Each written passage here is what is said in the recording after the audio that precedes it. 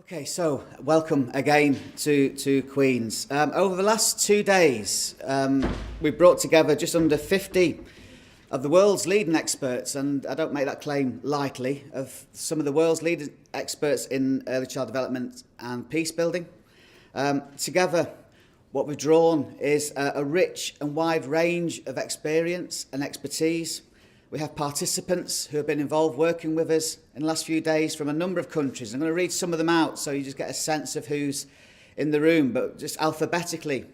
We've got participants from Australia, Canada, Colombia, Egypt, Israel, Jordan, Kyrgyzstan, Lebanon, Mali, Northern Ireland, Palestine, Serbia, Tajikistan, Vietnam, the United States, Timor-Leste and Turkey. A wide variety of experience, a wide variety of contexts and cultures that people are coming from, but what unites us is a common belief in the transformative power of early childhood to contribute to creating sustainable development, to creating social cohesion and peace building. We've been working over the last couple of days on a really ambitious programme of work where we want to work globally, to develop a global network, to impact globally in countries around the world affected by conflict, to help develop, test and gather the evidence base around early childhood programmes to support peace building in those countries. After lunch this afternoon, we'll share with you the deliberations of our work, our plans for the years ahead. But this morning, what we want to do first is really to create a broader picture. We have a couple of keynote speakers who are going to give you the international political context to all of our work. The Sustainable Development Goals, the United Nations, the work of UNICEF. But also we've got an eminent speaker who's going to talk to you about the science behind what we're doing. From neuroscience through to child development, through to sociology, the linking together, the interdisciplinary approach that we're taking in this field.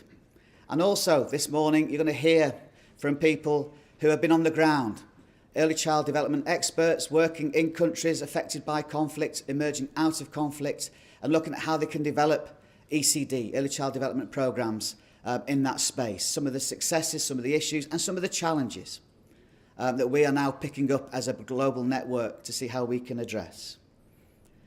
Before I pass over to Dr. Laura Dunn to host us through this morning's session, I'm absolutely honoured to say we've got a message of support from Marta Santos Pais, who's Assistant Secretary General at the UN and Special Representative of the UN Secretary General on Violence Against Children.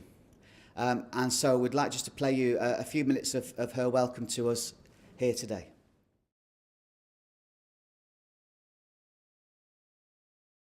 Dear friends, I am very pleased to send this message and contribute to your important discussions on early childhood development and building peaceful and inclusive societies.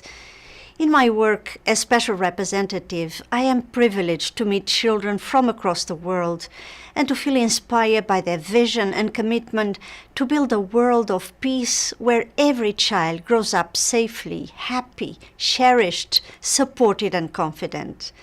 This is also the vision of the 2030 Agenda on Sustainable Development, as you know. But for too many children around the world, the vision of a world free from fear and from violence remains distant and illusory. In fact, for countless millions, life has become a nightmare as children endure appalling levels of violence and brutality in the midst of conflicts or as they search for a place of safety across borders. Millions of boys and girls continue to suffer appalling acts of violence, manipulated in organized crime, harassed when they seek refuge in neighboring countries, sold and exploited for economic gain, disciplined through violent means, sexually assaulted in the privacy of their homes, neglected in institutions, abused in detention centers, bullied in schools, groomed online, stigmatized and ill-treated as a result of superstition or harmful practices. Violence hurts when it happens, and it leaves scars for a lifetime. It undermines children's development and well-being, and it compromises their health and education, self-esteem and resilience. Its impact is often irreversible, compromising the development of the brain, being associated with poor school performance as well as dropouts, leading to anxiety and depression, risky behavior and self-harm, social exclusion, and at times also involvement in criminal activities. More often than not, violence is hidden, suffered behind a curtain of silence, surrounded by fear and despair, and confronted with a deep sense of impunity. Child victims and their families suffer, but far beyond, violence has a very high cost for society. $7 trillion every year, or 8% of global GDP. Yet these estimates are the tip of the iceberg, since they hardly capture the human capital losses due to the impact of violence on early childhood development. Violence against children is pervasive, corrosive, and a silent emergency. But it is certainly not a fate, and we have a golden opportunity to accelerate progress in our joint efforts to ensure children are truly respected as a zone of peace. The vision of the 2030 Sustainable Development Agenda is of peaceful and inclusive societies that invest in children. For the first time, ending violence against children and ensuring access to quality early childhood development are priorities for all nations of the world, with specific measurable targets. This is an historic breakthrough, and it builds on lessons we have learned over the past decades that countries where violence is pervasive always lag behind. Agenda 2030 is about all children, and especially those furthest behind first.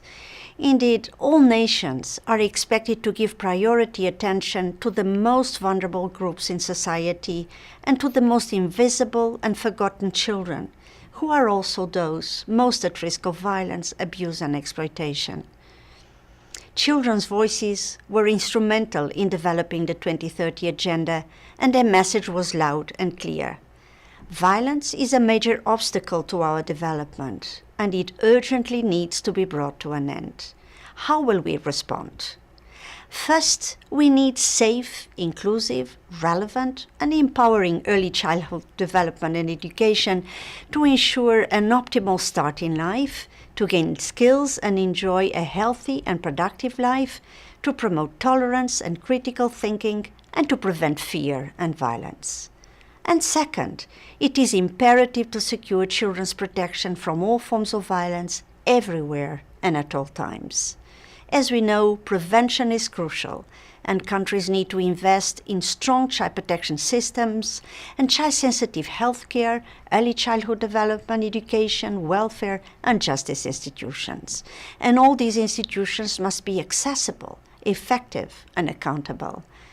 Children, as we know, may emerge from the worst of nightmares, and yet they remain resilient, confident, and generous, showing hope for a better future and lasting change, and inspiring us with a clear vision and determination to build a world free from fear and from violence. We cannot afford them to fail them. I thank you.